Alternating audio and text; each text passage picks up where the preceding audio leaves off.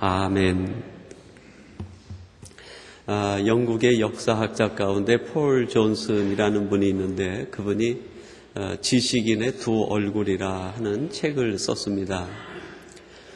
지식인이 가지고 있는 두 얼굴, 책 제목이 시사해 주듯이 우리 사람들이 얼마나 이중적인가 그런 것을 보여주는 내용입니다. 그 책에서 폴 존슨은 약 200년간 세계 역사를 주도하고 세상의 흐름을 바꾸었던 사람들을 한 명 한 명 거명해가면서 그들이 주장하는 것과 그들의 삶이 얼마나 동떨어져 있는지를 지적하고 또 그것을 드러내고 있습니다. 그 중에 몇 가지 예가 있는데 한 세 가지 사람의 예를 들어보면 이런 예입니다. 노예 해방을 부르짖었던 마르크스. 그는 45년간 그의 집에 가정부를 두고 일을 시키는데 임금을 주지 않았다고 합니다. 노동 해방과 노동의 신성을 얘기하고 노예 해방을 주장했던 마르크스가 오히려 자기 집에서 일하는 가정부에게 45년간 일을 시키면서 임금을 주지 않았다. 그리고 휴머니즘 철학자인 장자크 루소가 있습니다. 우리가 잘 알고 있는 철학자요 사상가죠. 근데 이 장자크 루소가 외친 것은 인간의 인권입니다. 그런데 아이러니하게도 이 루소는 자기 아이들을 전부 고아원에다가 버렸다고 합니다. 인권을 외쳤는데 자기 아이들을 고아원에 버린 거죠. 그리고 해밍웨이, 우리가 잘 알고 있는 소설가입니다. 이 사람은 소설을 통해서 평화와 자유를 외쳤습니다. 인간에게 더 이상 전쟁이 있으면 안 된다. 인간에게 참으로 중요한 것은 진실이고 진리다 하는 것을 그의 소설에서 얼마나 많이 감동적으로 표현하고 그려냈습니까? 그런데 역대 인물 중에서 가장 많은 거짓말을 한 사람이 해밍웨이라고 합니다. 그래서 그가 하는 말은 이게 진인지 아닌지를 살펴야만 됐다고 합니다. 얼마나 아이러니한 이야기입니까? 이런 이야기를 통해서 폴 존슨은 우리 사람 본성이 지극히 불의하고 얼마나 이중적인 죄로 물들어 있는지를 지적하고 있습니다. 마르크스는 사상과 철학으로 이데올로기로 가득 채웠지만 결국 자기의 가정 하나 제대로 다스리지 못한 사람이었습니다. 루소는 인간의 본권을 지켜야 된다.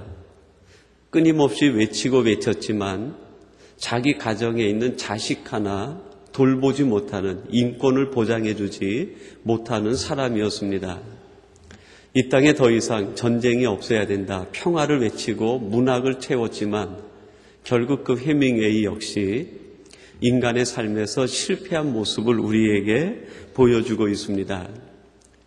여기에 나타난 이 글들을 통해서 우리가 깨닫게 되는 것이 무엇입니까? 이런 것으로 아무리 우리 인생과 우리의 삶을 채워도 그것 가지고는 인간 하나 변화시키지 못하고 세상을 변화시킬 수 없다는 것입니다. 여러분, 만약 사상과 이데올로기로 세상을 변화시킬 수 있었다고 하면 지금까지 나온 사상과 주의만 해도 얼마나 많습니까? 그러면 세상이 변해 있어야 되는 것 아닙니까? 오히려 더 많은 사람들이 갈수록 힘들어진다고 얘기합니다. 아이들을 혼자 밖에 내놓기가 무섭다고 얘기합니다. 밤거리를 다니기가 무섭다고 얘기합니다. 세상이 점점 험악해져 가고 있는 것이죠.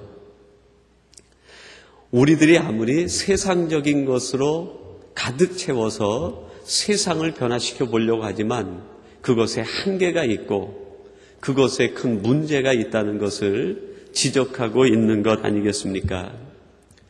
여러분, 이런 것을 염두에 두면서 우리 30절 말씀을 한번 같이 봉독해 보십시다. 30절 말씀입니다. 40년이 참에 천사가 시내산 광야 가시떨기나무 불꽃 가운데서 그에게 보이거늘. 아멘. 40년이 참회하면서 오늘 본문이 시작이 됩니다.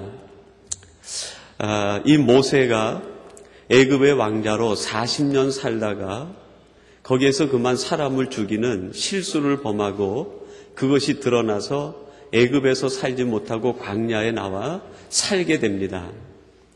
근데 성경은 정의하기를 그 광야에 40년 동안 살았다라고 얘기하지 않고 40년이 찼다라고 얘기합니다. 근데 누구의 관점에서 지금 이 40년이 찼다라고 얘기하고 있습니까? 사람이 보는 관점에서 40년이 찼다가 아니라 하나님이 보시는 관점에서 40년이 찼다라고 얘기하고 있어요. 기간이 찼다는 의미도 있겠지만 하나님이 보실 때 오케이가 떨어진 거죠. 됐다. 이제 모세에게 채워질 만큼 채워졌다 하는 것을 얘기합니다. 도대체 이 광야 40년 동안 하나님이 모세에게 무엇이 채워지는 것을 보았길래 40년 동안 찼다라고 얘기를 했을까요? 애굽에 있는 동안 모세는 애굽의 정치를 채웠습니다. 애굽의 정치수를 채우고 전투수를 채우고 전략으로 채우고 애굽의 사상과 애굽의 모든 기술과 경험을 힘과 논리를 그에게 가득가득 채운 거예요. 애굽의 것으로 40년 동안 채웠는데 결국은 사람 죽이는 것으로 끝나버리는 거예요. 그런 모세를 끌어다가 광야에서 40년 동안 하나님이 또 무엇인가를 채워주셨다는 거예요. 그리고 하나님께서 됐다. 사인이 떨어진 거예요. 여러분 지금 우리들은 우리 안에 무엇으로 채워가고 있습니까? 모세가 애굽에서 40년 동안 애굽의 것으로 채우듯 우리도 세상에서 세상 것으로 지금 채워가고 있는 것은 아닌가? 그렇다고 하면 우리에게는 광야가 필요하고 하나님께서 다른 것으로 채울 때까지 결코 오케이 하지 않으시는 거예요. 하나님 왜 나를 쓰지 않으십니까? 엉뚱한 게 채워져 있으니까 쓸 수가 없는 거예요. 하나님 왜 나를 이렇게 방치해 두십니까? 하나님이 원하는 것으로 채워져 있지 않으니까 쓰실 수가 없는 거예요. 하나님이 쓰시기 위해서 모세를 광야로 보내가지고 40년 동안 다시 채우시는 거예요. 애굽에 있었던 것들을 다 빼버리게 하시고 하나님이 다른 것으로 채워주시는 거죠. 그 다음에 하나님이 이제 채웠으니 내가 너를 사용해야 되겠다. 그를 부르시고 소명을 주시고 그를 통해서 출애굽의 역사를 이루어 가신 것 아닙니까? 여러분 지금 이것을 스데반이 누구에게 이 사건을 해석하면서 설교하고 있습니까? 스데반을 죽이려고 하는 유대 종교 지도자들에게 지금 이런 해석을 갖고 그 설교를 하고 있는 거예요. 지금 당신들이 유대 땅에서 가득 채우고 있는 것이 무엇이냐? 율법으로 채워가지고는 하나님의 사랑을 드러낼 수 없다는 거예요. 유대인의 자신들의 고정관념으로 채워가지고는 하나님의 역사를 이루어갈 수 없다는 거예요. 유대인들이 평생 추구하던 다윗 왕국의 재현 가지고는 하나님의 나라를 건설해 갈 수 없다는 거예요. 세상의 것이 아니라 하나님의 것으로 채워야 된다. 지금 그것을 스데반이 자기 앞에 서 있는 유대인들에게 그 설교를 하고 있는 것이죠. 여러분, 이 말씀이 살아계신 하나님의 말씀이라고 하면 과거 하나님께서 모세에게 그렇게 행하신 것처럼 스데반을 통해서 그 시대에 사람들에게 이 말씀을 통해서 그들에게 새로운 것이 채워지기를 원하신 것처럼 2000년이 지난 지금도 우리에게 동일하게 말씀하시는 것 아니겠습니까? 우리에게 채워져 있는 하나님이 볼 때 애굽적인 것, 세상적인 것들은 다 내려놓고 너희들이 새로운 것으로 채워져야 된다. 하나님이 원하시는 것, 하나님이 오케이 할 수 있는 것으로 채워져야 된다는 거예요. 그러면 도대체 그것이 무엇일까요? 오늘 30절 하반절에 보니까 이렇게 말씀합니다. 가시떨기나무 불꽃 가운데서 그에게 보이거늘, 그렇게 얘기했어요. 가시나무 떨기나무 불꽃 가운데서 그에게 보이거늘. 그에게 새롭게 보이는 것이 채워지기 시작한 거예요. 그 호렙산에 떨기나무에 불이 붙어 있는데 그게 타지 않는 거예요. 그리고 자기가 본 그것을 자기 마음속에 채우기 시작합니다. 여러분, 떨기나무에 불꽃이 붙었다는 게 뭡니까? 하나님의 임재죠. 하나님의 임재. 모세가 지금 자기 안에 새롭게 채우는 게 뭡니까? 하나님의 임재였어요. 하나님의 임재. 애굽의 사상도 아니고, 애굽의 정치 기술도 아니고, 애굽의 힘도 아니고, 애굽의 문물도 아니고, 오직 하나님의 임재로 자기 안을 가득 채우는 거예요. 하나님의 임재로 채우게 되면서 이 모세가 경험하는 두 가지가 있어요. 첫째는 뭡니까? 우리 인간은 너무나 연약한 존재라는 것을 깨닫게 됐어요. 하나님이 우리 안에 오시게 되면 우리 자신이 얼마나 연약한 존재인지 그걸 알 수 있게 된다는 거예요. 이 가시떨기나무에 불꽃이 붙었다라는 거예요. 가시떨기나무라고 돼 있는데 히브리어 원문에 보면은 그것이 건불로 돼 있습니다. 지푸라기 그런 뜻이에요.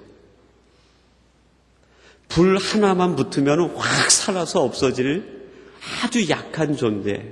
그것이 이 가시떨기나무죠. 이 가시나무 떨기가 또 학자들에 따라서는 씨띠나무가 아닌가 그렇게 해석을 하기도 합니다. 그것이 출애굽기에 보면은 조각목이라고 우리는 번역이 되어 있는데 공동 번역 성경에서는 가시나무라고 되어 있죠. 아주 약한 존재. 조그만 열이 와도 타버리고 마는 그 약한 존재가 이 가시떨기나무 존재라는 거예요. 하나님의 임재를 통해서 모세가 경험한 건 뭐냐면 자기 자신이 그렇게 연약한 존재라는 거예요. 자기 속에 수없이 많은 가시들이 있다는 거예요. 연약하면 그래도 여러분 가능성이 있어요. 그런데 우리 안에 수없이 박혀있는 가시가 있을 때 어떻게 우리가 하나님 앞에 쓰임을 받을 수 있겠어요? 하나님의 임재로 다가올 때, 하나님이 오실 때 우리들의 그 약함이 강함이 되고 우리 속에 있는 그 가시들이 전부 다듬어지는 것 아닙니까? 그래서 출애굽기 25장 이후에 보면 하나님께서 모세에게 성막 안에 쓰는 도구, 기구들을 만들라고 말씀하시는데 주 재료가 뭐냐면 조각목입니다. 바로 이 씨띠나무, 아카시아 나무예요. 근데 그거를 어떻게 쓰느냐? 아카시아에 있는 그 가시를 전부 다듬어내고 정금으로 싸라는 거예요.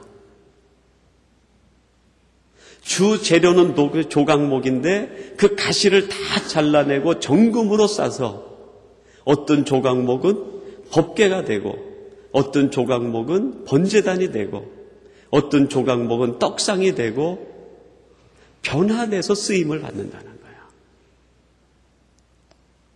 하나님이 우리 속에 들어오시기 전까지는 우리가 애굽의 왕자처럼 생각이 돼요.